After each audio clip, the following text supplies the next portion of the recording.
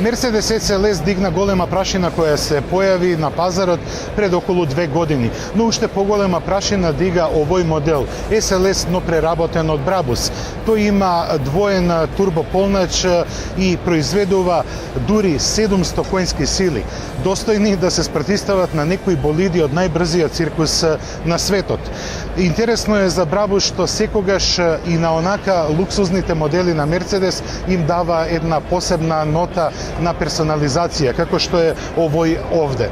Овој модел можете да го нарачате и да го добијате за една година, но за тоа задоволство ќе ве чини околу 700.000 швајцарски франци или околу 560.000 евра. Се разбира, без акциза и ДДВ.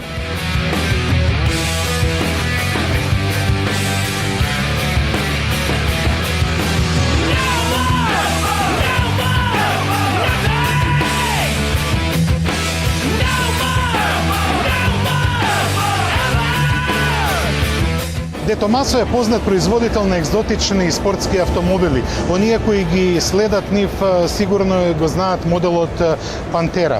Но со Девил Де Томасо влегува во едно ново поглавие на своето постоење.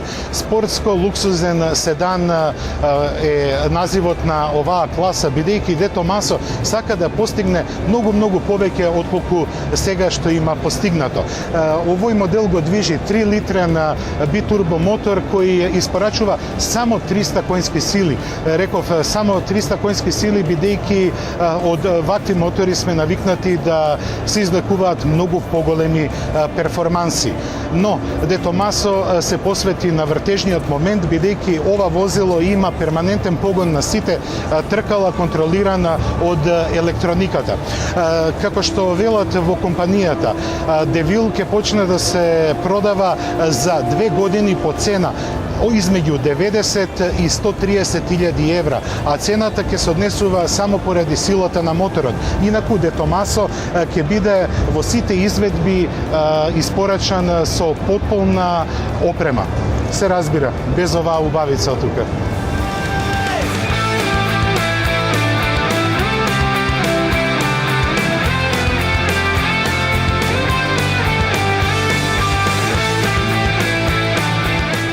Едно од најголемите светски имиња во дизајнот на автомобили, Giugiaro, се представи со две интересни студии наменети за Volkswagen. Идните генерации на автомобилите од Wolfsburg ќе доаѓаат можеби со 2 погона. На предните тркала ќе биде погон пренесуван од моторот со внатрешно согорување, додека на задните тркала ќе биде силата пренесувана од мотор на електропогон. Можеби тек се далеку од сериското производство, но ако погледнете, тоа е нешто повеќе од интересно. Затоа би требало јас да се тргнам веќе од тука, се збунив, не знам више што да правам.